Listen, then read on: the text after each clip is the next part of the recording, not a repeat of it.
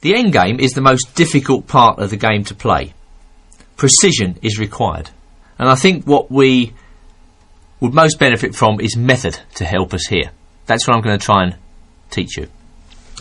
Now, I'm going to show you some simple techniques which I hope will help you to play the endgame better. Now, the first thing to realise is that the master cannot keep all the important endgames in his mind. Instead, he uses guidelines to help him work his way through the various positions he'll encounter at the board. And here for you now are those important master tips which will undoubtedly help you to improve your game.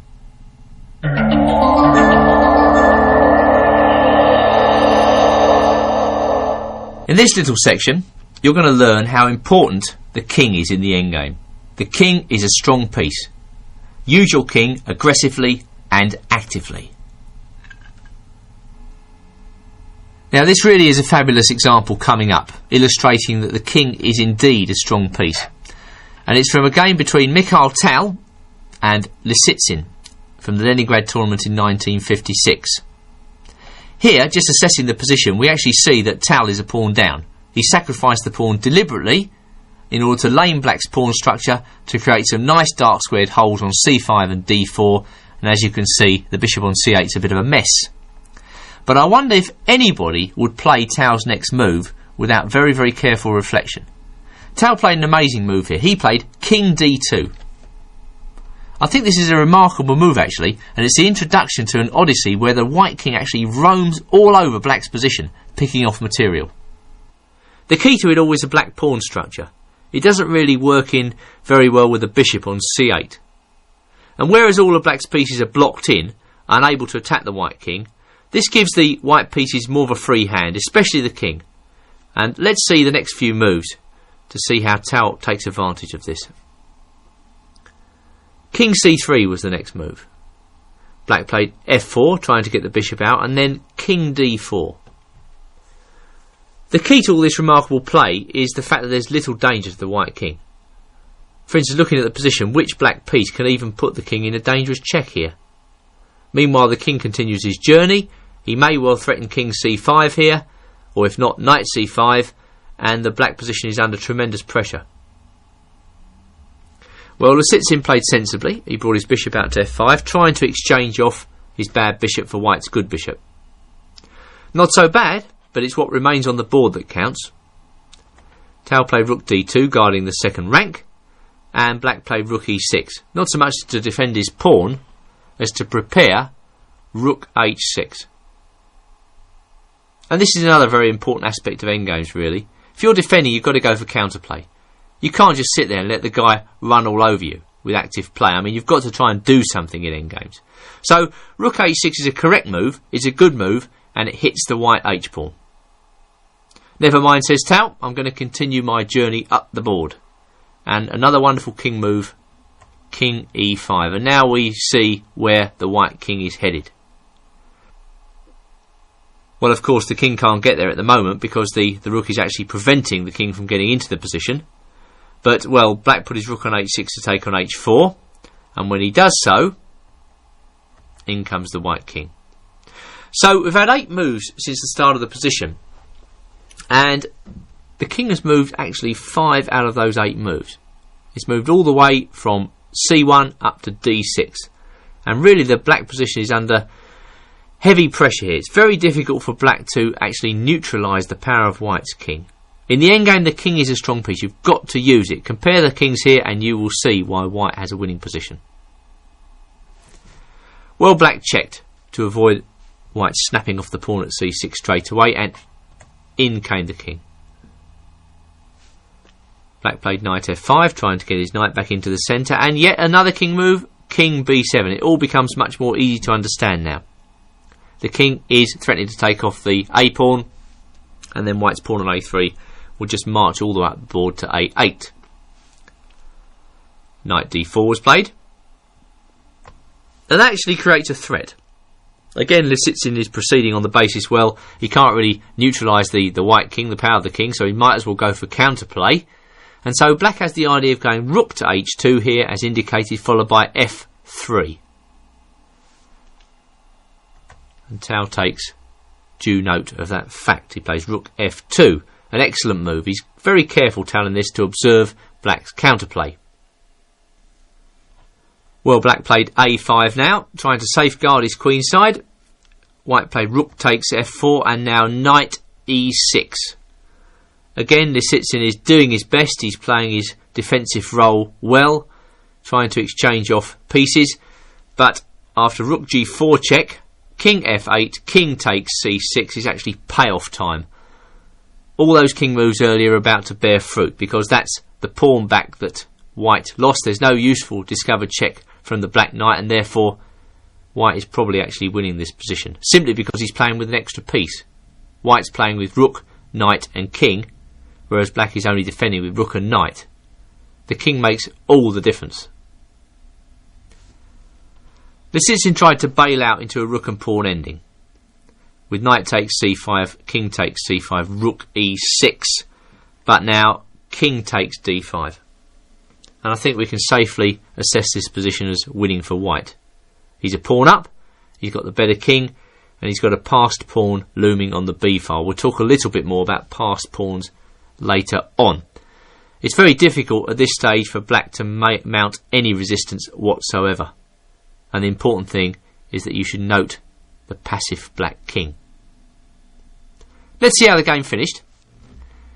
Black managed to drag it out a little bit. Played rook b6, and now white got on with the business of creating a passed pawn, b4. A takes b4, a takes b4. The king came out. Again white made a king move. Rook came across, and now a very accurate move by white. Rook d4, cutting the black king out of the action. All the action's taking place on the queen side. White has a rook and his king to support the passed pawn, to escort the pawn home. Black can only defend with a rook. So black in dynamic terms is in fact a piece down in this position. No wonder he can't do anything. He tried a check, not much cop. King comes in, another check, and the king goes to c7. Now all the ground has been done, all the ground has been prepared for the advance of the pawn. Right, well, rook f5, black can't do very much, he's got to try something.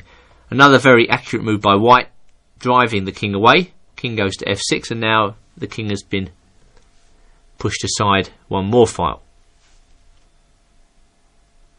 White's king goes to c6, and the advance of the pawn is not too far away. Black tries to create a last-ditch stand on f2, but white is having none of it, just safetying his pawn, and now a few last desperate moves led to a speedy resignation. Rook in behind the passed pawn, push on, and that is the end. An absolutely brilliant demonstration from Mikhail Tal of the power of an active king.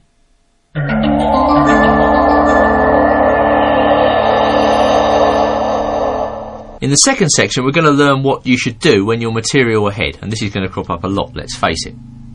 The most important thing to realise is if you're up in position or up in material, you've got to try and play carefully and safely. Consolidate, don't take risks. This is a key idea. I'd like to emphasise now how important it is to play simply when you've got the better position in an endgame. I mean, there's no point in taking any unnecessary risks, doing anything stupid. When you're material ahead or you've got the better position, just don't take any risks. Play simply. And here's a very good example of that from a top-flight game between Svetozar Gligoric, the veteran Yugoslav Grandmaster, and Vasily Smyslov, world champion in the 50s. And this is from the great Zurich Candidates Tournament in 1953. It really is an excellent example of how to play a simple position, how to win your one position. Now just take a look at this game here. It's black to move. Black is actually a pawn up. It might not be too easy to win though, because the extra pawn is doubled, and these sorts of pawns are notoriously difficult to convert. But Smyslov makes it look very, very easy with a series of natural moves. Check out his first move, rook fd8. Very simple. A move that makes sure of a presence on the open file and just threatening to exchange off the pieces. It's the simplest move. If all the pieces came off, black would stand to win with his extra pawn, so just swap off. What's the hassle? White, of course, wants to contest the file, and black hoovers the pieces off. Well, black would like to play rook d8, but he can't just now, so he prepares rook d8 by playing king f8. Another very simple idea. It's easy to understand once you see it. The king comes to the centre in the endgame. Black's not in a hurry, just improving the position of his pieces. Easy to understand chess. Well, white can't do very much. Plays f3 for two reasons. He first of all protects his pawn on e4, which enables him to move his knight. And as I've indicated, he threatens to transfer his own king to the centre with king f2 to e3. That was the best he could do under the circumstances. Out comes the black king, as we expected, and white brings his king across. This is typical endgame play. Well, now black has to form a plan. He could play rook d8. I mean, that's a simple move again. It conforms with our idea. But Smyslov prefers to make a gain on the king side first before rook d8. I think he's actually seeing that he can play rook d8 whenever he likes, but it might not be possible to play just so at any stage of the game. Here the white rook is needed on the d file, so black has a majority of pawns on the king side. He's got 5 pawns to 3 on the king side, so it seems logical to try to push those pawns up and create a passed pawn before playing rook d8. Well, as you can see, black is probably threatening to go h4 in this position, which will really tie white down. For this reason, white played rook h2, and right on time Smyslov comes out with another very fine move, rook d8, taking the file that white just vacated. And we can see already that unhurriedly black is improving his position. It's very simple play to understand. Now, I've highlighted the main ideas in this position. At all stages, white has got to be very careful that the black rook doesn't penetrate to either d4, d3 or d2. And there's an excellent highway there, right down to d1, if the white knight moves too far away. So, by playing rook d8, black has actually accomplished many things with one move. Well, white can do nothing other than pass, so he just plays rook h1, nothing else to be done, and black continues with his plan of creating a passed pawn on the king side, or at the very least shattering the white pawn structure. Gligorich took on g4, knight takes g4 check, and now king e2. The king takes up a diagonal opposition to the knight, hoping that the black knight can't molest the king for a number of moves. On top of that, the white rook on h1 is attacking the pawn on h5, but after knight f6, king e3, black was able to improve his position still further by playing rook d4, which ties down the white knight. As you can see, knight and rook, the black knight and rook are trained on e4. The white knight is completely tied down. Alright, white passes. There comes a check. And now king f8. Again, Smyslov's playing with a plan. It's a very easy plan to understand. He's going to bring his king to g6, protecting the weak h-pawn, and then he's going to go f5. And by these means, he forces the creation of a passed pawn. A passed pawn which is going to win in the game. White plays rook f3. The king comes up as indicated, and a desperate Gligorich offers the exchange of rooks. Well, not a lot to be done about this. King f6. Off come the rooks, and white is hoping that that move is going to bail him out because he's attacking 2 black pawns. But unfortunately, we come now back to the lesson of the last example. The king is a strong piece in the endgame. Bang! The king goes to that beautiful square on e5. It's a marvellous position for the black king. And in order to only stay 1 pawn down, the white knight must head offside. So knight took on a7. Of course, that's way offside in this position. And notice how beautifully centralised black is. He's got a passed pawn, the better king. His knight is excellently positioned. I'm afraid it's all over for white. Okay, black's pawn on b6 comes under fire from the knight. Check, it's all a bit slow, and the king comes to d4 with the plan of knight e5 to f3 check, whereupon the pawn advances still further. Well, Gligorich tried something desperate. c5, simply took it off, and then knight e5. Game adjourned. In the old days they adjourned the games before computers, and white resigned. He's 2 pawns down for nothing. I would say throughout this example Smyslov's play had an effortless quality to it, the hallmark of great endgame play. Now I'm determined to concentrate on top flight examples for you in these videos, so here's the finishing moves of the game Timon vs Kavalek, Montreal 1979. As with most of the positions on these videos, it's actually worthwhile taking time out, a few minutes, to just study each position before I explain what's going on. All I'll say at the moment is that black is a pawn up. Now this is one of these positions which, if you were black, it would be easy to get wrong. Why? Because white's got this incredibly strong passed pawn on d7, and black's got to find an effective way of either playing around this pawn or simply rounding it up. One way you can try to do this is to offer the exchange of pieces and hope later on to just pick up that pawn if he can. Kavalek tried to play as simply as possible with the move queen to f3. And this is a strong move, because if white now plays queen takes e5, which after all looks like the natural reply, then I think bishop b7 is an absolute crusher, when black's queen and bishop dominate the long diagonal down to the white king, and, well, white is in all sorts of trouble.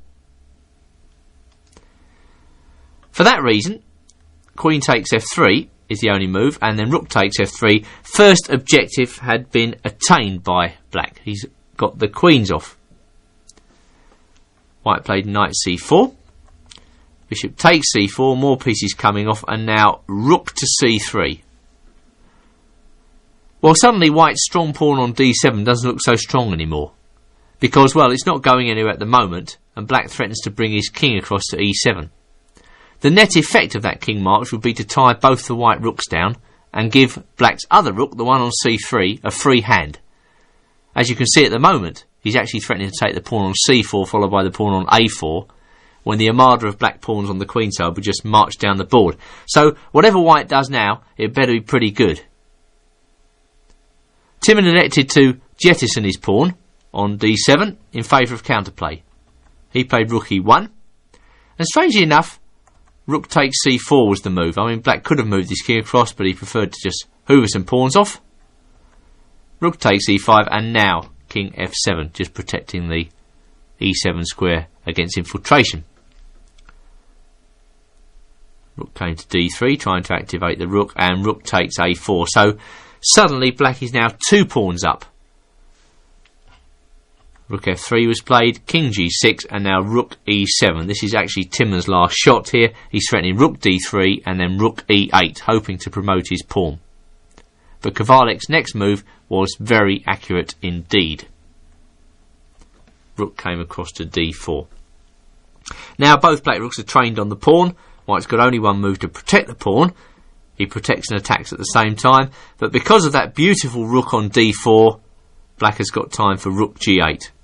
In actual fact, all black's got to do really in this position is to protect his weaknesses, and then the 3 passed pawns on the queen side are going to do the job for him.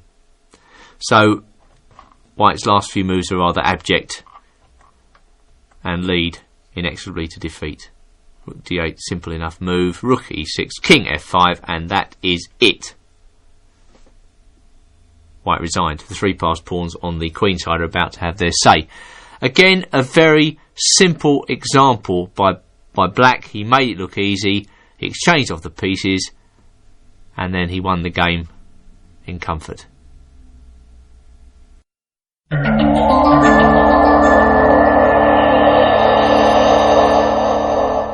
In this section, we're going to learn about passed pawns. Now, passed pawns are the cornerstone to the endgame. They're very important because they tie the enemy down and give you carte blanche, a free hand to do exactly what you want. Virtually the whole point of any endgame is to create a passed pawn and push it. Passed pawns must be pushed. Now we'll start off this section on passed pawns by looking at some fairly simple examples. Here's a typical example for you where both sides have 2 pawns each, and it's white to move. He's about to create, with his next move, a passed pawn. White plays c5. Now there are several variations here, all of which are very difficult for black. For instance, if black takes on c5, white would surely advance his pawn. And we suddenly find, after a couple of moves, that while the white king can stop black's passed pawn, the white pawn marches home. Black cannot do the same. So b takes c5 is out of the question. Black could try to rush his king across in this position, but then white wins simply with pawn takes pawn, king d7 and then a5. It's pretty clear that the white pawns are going to queen. So after c5, black's got only one move on the board to keep the game going, and that is b5. White plays a5, and hey presto, he's got his passed pawn here. Well, as you can see, the white pawn queens in 3 moves. The black king takes 4 moves to get across. So the only move black can try is b4. But whereas the white pawn is unstoppable, the black pawn can be stopped. And although it's 1 passed pawn each, by accurate play, marching his king across, white wins comfortably. So there's a typical example of white creating an outside passed pawn and winning comfortably as a result. Well, here's a second simple example for you, illustrating the power of the outside passed pawn. It's only 2 pawns each in this position, 1 passed pawn each. White's pawn on f4 is passed, black has a passed pawn on d4. But the fact is that the pawn on f4 has a much higher value in this position than the pawn on d4, because white can use it to drag the black king offside. What's going to happen over the next few moves is that white's going to push his pawn. The black king will have to come across to stop it. White gobbles black's pawn, and then the white king is nearby to the remaining black pawn, whereas black's king is a long way away. So if we play out the ending, we will see that white is going to win this one fairly comfortably. Well, black can do nothing better than to rush back. There we are, white gobbles the pawn. King c7, king a6, king b8, and now king b6.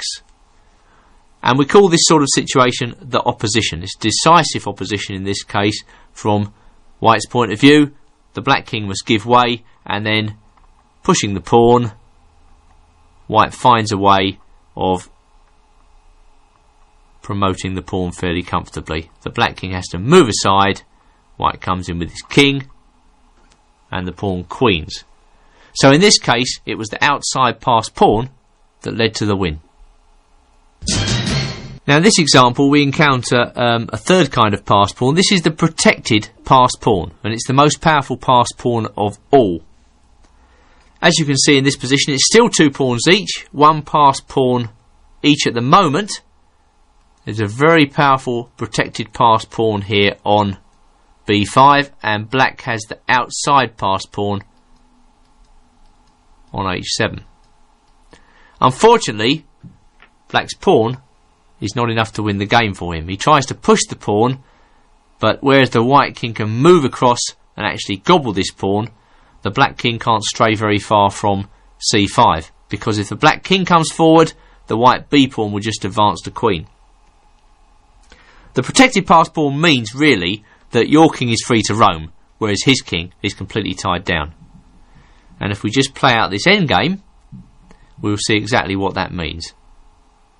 White's king comes across, black goes as far as he can, but he suddenly finds he can't come any further. If he strays any further, the white b pawn will just advance to make a queen. So the poor old black king has to go back, and white comes across, gobbles the h pawn and wins comfortably. So the protected passed pawn is the strongest passed pawn of all. Remember that. Now here's another example for you. Despite the fact there's only 2 pawns each, this is a rather interesting one. Because with the protected passed pawn on d5, it seems as though white's actually poised to win this position. But with the help of counterplay, an accurate counterattack, black saves the day. And I guess it's something I want to emphasise very keenly on this particular video, that counterplay is the key to defence in the endgame. Well, probably at all stages of chess, the opening, middle game and endgame, counterplay is very important, but in the endgame, counterplay comes into its own. Let me show you exactly what that means. You'd think that King e4 won the game for white, wouldn't you? But with the very good move f3, sacrificing a pawn in order to decoy the white king away, and then b5, smashing up the white pawns, black actually makes a draw. This would be a typical example of a counterattack in a simplified endgame situation.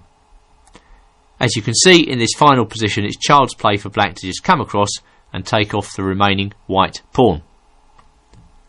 So despite the protected passed pawn, white couldn't win. Draw.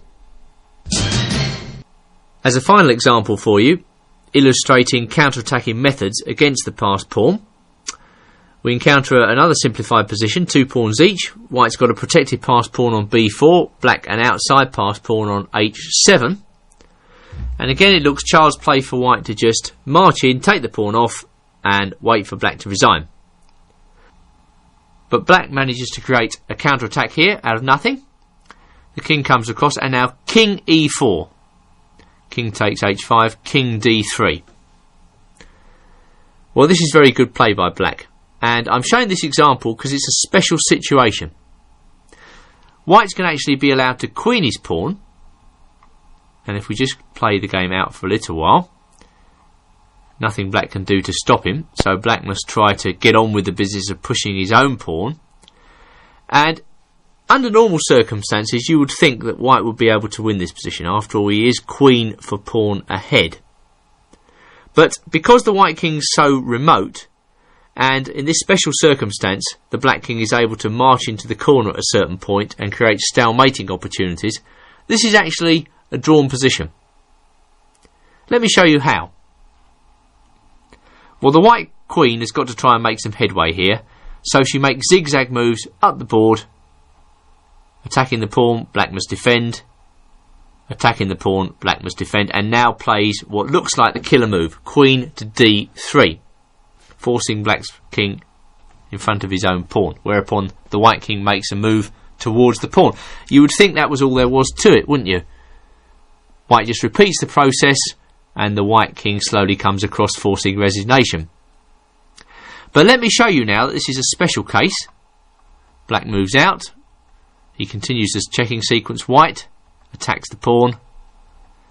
Queen b4 check, but now a very interesting move by black. King into the corner. Queen c3, king b1, queen b3, and now the king goes into the corner. And I guess white feels a bit cheated at this point, because if he takes the pawn, it's stalemate.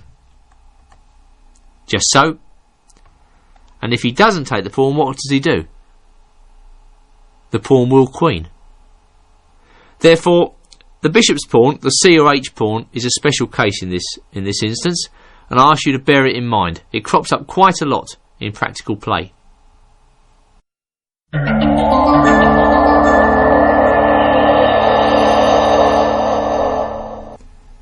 Now we come now to one of the biggest mistakes that juniors make. They play too fast. And in endgames, this is absolutely lethal. You cannot play fast in endgames, because although you've got a simple position on the board, these simple positions require precision. And how are you going to find precise moves if you're blitzing out the moves at 1,000 miles an hour? Slow down. Do not hurry. This is a game Pal Benko, renowned endgame expert, which makes it even more surprising what happened in this game, against Grandmaster Darga from Germany. And this was played in the USA versus Germany match, Siegen Olympiad 1970. Now, assessing the position, it's white to move. We find that white is actually a pawn up. And in this type of situation, the best way is just to try and unhurriedly convert your advantage.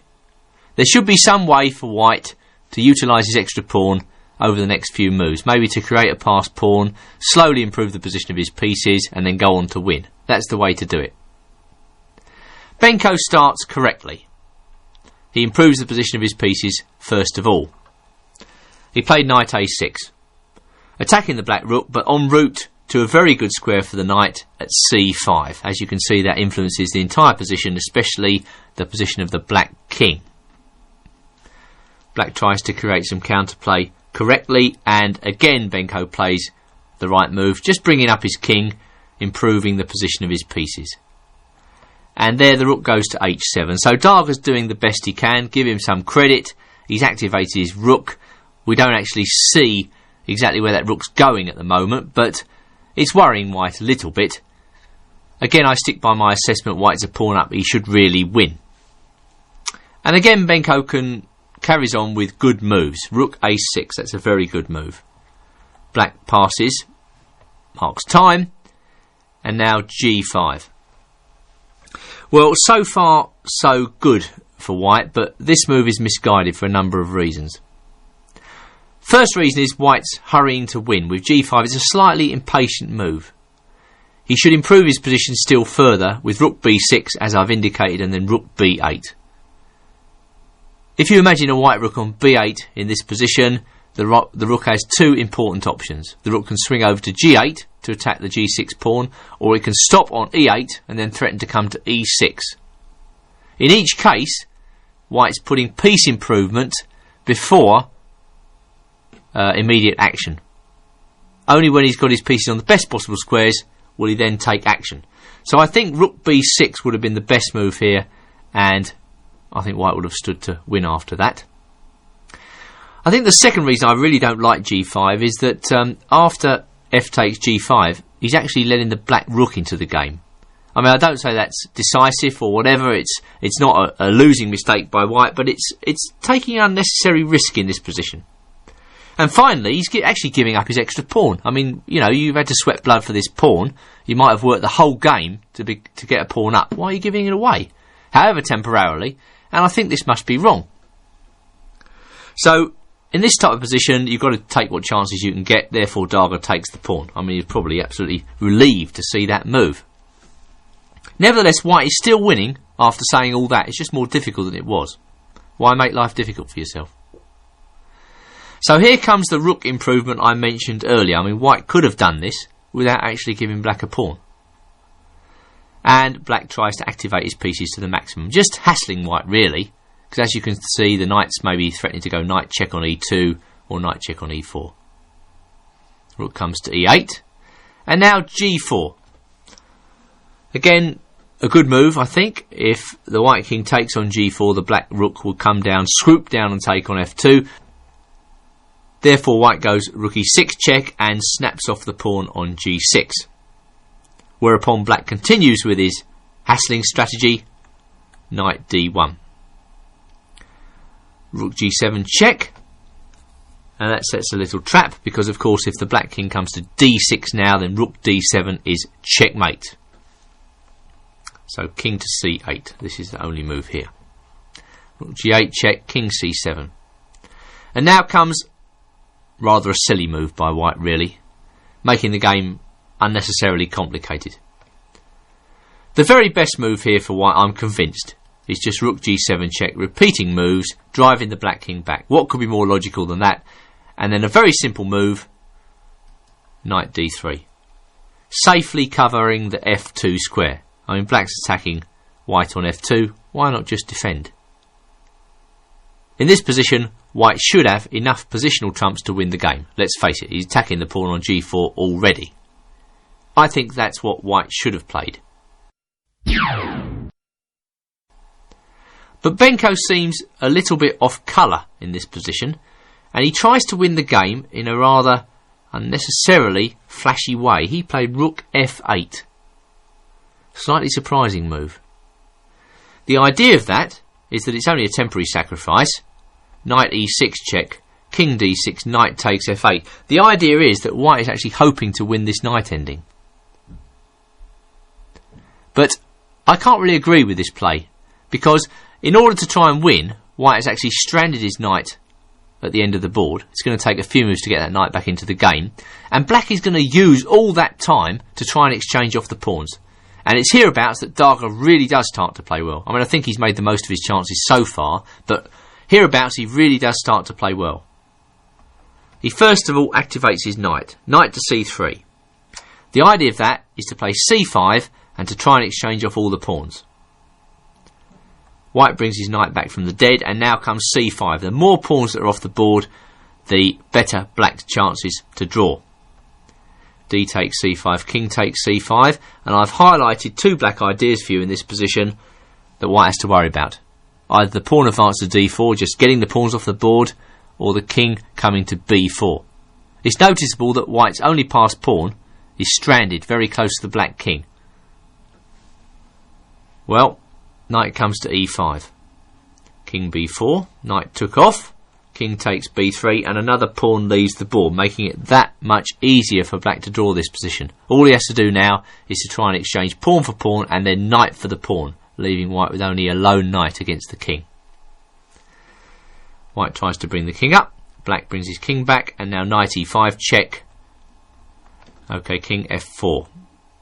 I wonder if you can see black's next move in this position. He played d4. Very good move again. Well, white really, in order to preserve any winning chances at all, must avoid the exchange of pawns, and for that reason he played e4. Now black pushed on. Well, the idea of that is that if white takes this pawn, king d4 is a double attack on the knight at d3 and the pawn on e4, and an immediate draw. So back now to the position after d3, and seeing all that, Benko played knight f3. But by now it's too late. Black has enough counterplay to draw. Knight came to d1. Well, white has to protect his pawn, and now the king comes into c4. And although white has a passed pawn on e4, the reduced material means that actually black can draw this fairly comfortably. He kicks off by attacking the pawn. White defends the pawn with a check, king d4, king f3, and now white's all in a tangle. Benko has to give up his winning attempts in this position. Black is too active, therefore the game was agreed drawn. Now there was really no need for that to happen. I suppose the main lesson we can learn from this particular example is that it's so important in a winning position not to rush. I think that's true in the endgame as it is in any other phase of the game. Maybe particularly so in the endgame, where, precision is required. Benko rushed a couple of times in this endgame, and he paid the penalty. He blew his winning position, so that can happen to a grandmaster, it can happen to you. In a winning position, slow down, take it slowly and carefully. Simple positions require precision. Many endgames are ruined through hasty play. This was just one of them.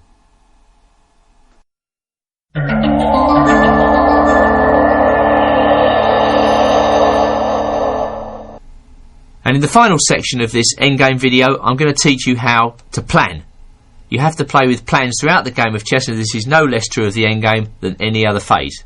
Play with a plan throughout. Let's take a look at a whole game now between Sammy Reshevsky, who was a child prodigy, and a guy called Wollaston.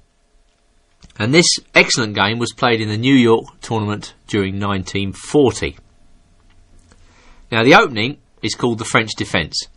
Black plays very solidly, establishes a foothold in the centre, and perhaps the only problem piece for black is the bishop on c8. That's the only drawback really, if there is one, to the French defence. Despite the problem of that bishop, the French defence is favoured by many of the world's top players even today. I can recommend it, it's solid and dependable. Reshevsky plays knight c3, and that's the sharpest choice. It indicates that white is playing flat out for the win really. But d takes e4. Well, I guess if I were white and I were the stronger player, I would be delighted to see black make this move, because at a stroke black creates a simplified position which is actually slightly better for white. As you can see, by capturing on e4, black has actually brought the knight to a very strong square in the centre. But black's plan in this position is entirely defensive. The knight comes to d7. I mean, it's not a setup for attacking players that black is adopting. So Wollaston is showing Reshevsky probably a bit too much respect in this position. He just wants to exchange off the pieces, create something solid and try to make a draw. Not really the best strategy against a better opponent. The best way to play against a stronger opponent is to attack, create complications and hope the other guy will go wrong. Okay, white played knight f3 and black challenged the knight. That's the point of this system. White was happy to exchange on f6 in order to facilitate easy development. Out comes the bishop to a very strong square on d3. That's the best way for white in this position. The bishop on d3 sits very nicely indeed. c5. Well, without this move, black's position would be, well, it's pretty passive already, but without c5 it would be hopelessly passive. I mean, he would just have to sit there and watch white walk all over him with aggressive development. So black really had to do this. Reshevsky took on c5. Bishop captures on c5, and now white castles on the king side. If we take play back for a moment, there is another plan for white which is viable in this position. That's to say, to castle on the queen side, but that takes some time. Reshevsky plays very economically in this game. He recognises that his position is slightly better, and he just plays nice and simply, maintaining the slight edge. Wollaston is never really given the chance to play any active moves at all in this game. Bishop out to g5, pinning the knight on f6, a simple enough move and a very strong move. And now black takes a look at his position and he says, well, I've got some problems with my development here. What am I going to do with the bishop on c8?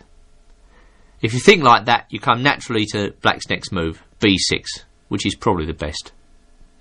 White brings his queen out, threatening to bring the rook across to the centre. Bishop b7, we expected that, and now rook a to d1.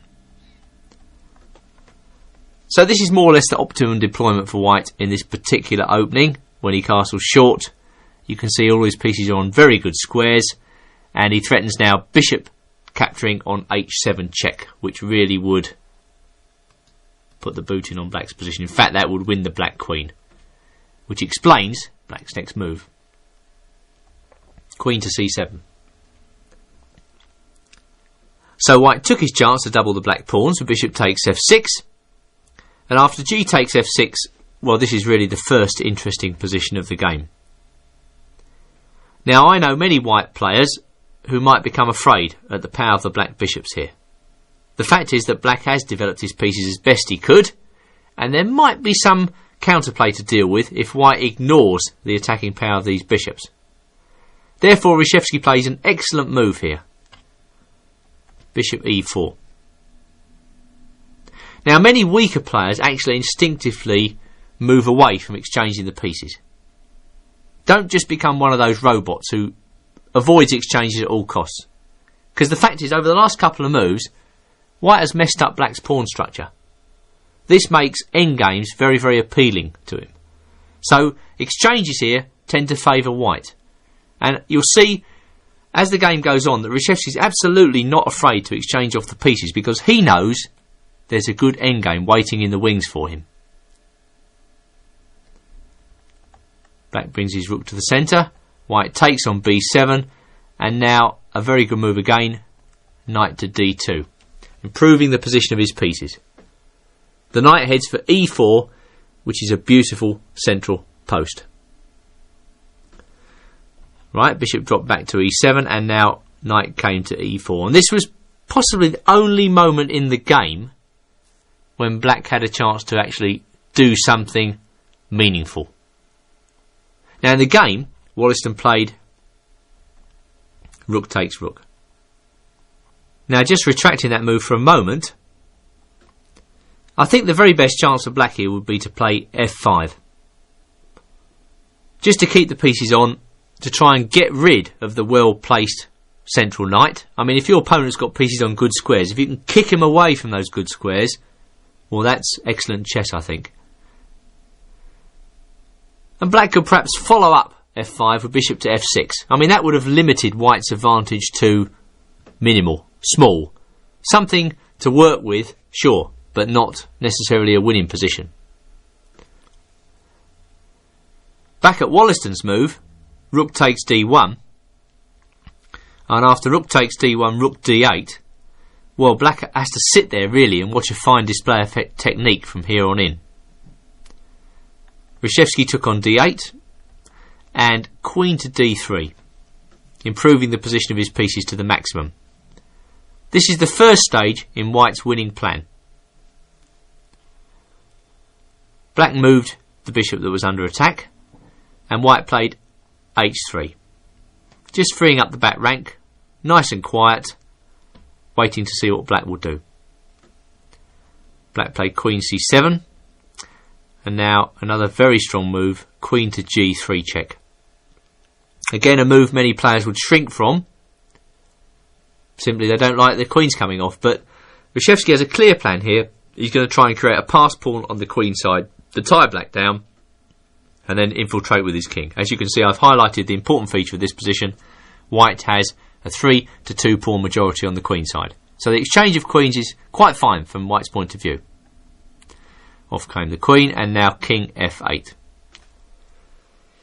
Right, well, the next stage of the game is easy to understand. Both players bring their king to the area of the board where the action is going to take place. White races across, and black does likewise. Up come the kings. Typical play in this type of endgame. Right, White improves the position of his piece. Black attacks the pawn. White pushes the pawn. And black played b5. Well, that's possibly not the most accurate in this position. It's not exactly clear what black should have done. He hasn't really got any active play. The double pawn means he's in effect a pawn down in this position. And White is looking to create a passed pawn on the queen side. Perhaps in the long run, it would have come to the same. But b5 certainly helps White to create the passed pawn. Well, there's no rush. Reshevsky ties the opponent down, still improving the position of his pieces, and a check with the knight. So perfect centralisation from Reshevsky. King comes to d6. Again, there's no rush at all. I mean, many players will be pushing their queenside pawns by now, but Reshevsky's actually toying with the opponent, just waiting to see if he makes a mistake. And now the first sign that White is going to create a passed pawn with the move c2 to c4 at the right moment. Black is a bit demoralised here. And here it comes, c4. So there's the first step in the creation of a passed pawn. Black refuses to give ground. White takes on b5, knight b3 check. Again, black can do nothing but wait. And now a very strong move, f5. The point of f5 is fairly clear, in that if black takes on f5 with the pawn, he leaves himself with the disastrous pawn structure, which would easily be rounded up. And if he plays e5, as he did in the game, he leaves himself with two pawns on the same colour square as his bishop, which means the bishop is really limited in scope. Whereas the knight can hop around all over the board, the black bishop, as a result of that e5 move, has become really, actually very limited in mobility. So White is actually methodically forcing black to put his pawns on the same colour squares as his bishop, and that's why f5 was such an excellent move. Well, absolutely no rush. Knight f3, maybe threatening g5, if not now then certainly later. Wollaston plays another miserable move, h6. Another pawn goes on the same colour squares as his bishop. Something to avoid in these endgames. Pawn goes to h4. Again, there's a purely defensive move by black, presumably defending against the threat of g4, g5. But now comes h5, and that really does paralyse black's position. As you can see, all of black's kingside is now tied down. 3 pawns are tying down 4. The time has come to create that passed pawn. Bishop comes to d6. Nothing black can do anymore. a3 with the idea of b3 and then a4. Black pushes on, and now finally there it is, the passed pawn. And in order to stop this pawn, black has to fatally misplace his pieces. Let's see what happens. King comes in to round up the pawn. Pawn marches on. king takes, and knight c4 check. That was the end. If we just go back one move, well, black really didn't have a choice, did he? He could defend for a little while by putting his bishop on c5, but in that case, white pushes his pawn and the king infiltrates via d5. The white king will just come into d5 and knight comes to e4. It's all over. Just to finish off the game for you, there we are. So I hope you enjoyed that game as much as I did. It was a game where white won with the help of really a grand plan. Do you remember when white took on f6, damaging the black pawns? That was the first stage in his winning plan. The second stage was to offer the exchange of pieces, therefore bishop e4 was a key move. Do you remember when white was exchanging the pieces? He took on b7, didn't he? Then the rooks came off. White was happy to allow the rooks to come off, and then a bit later on, white was happy to exchange the queen. So he damaged black's pawns, then he exchanged off the pieces. That was the second stage in his grand plan. The third stage in his plan was to create a passed pawn on the queen side. He did that with the help of moves on the king side and centralisation of his pieces, which completely tied black down. Then, if you remember, he tied black up completely with accurate advances of his kingside pawns, and he finally went on to creating the passed pawn, the winning passed pawn, with the help of moves such as a3, and when black played b4, a4. With black's counterplay reduced to a minimum, white had all the time in the world to establish a winning passed pawn. So that was a great game. After black missed his micro chance on move 17, there was no way back.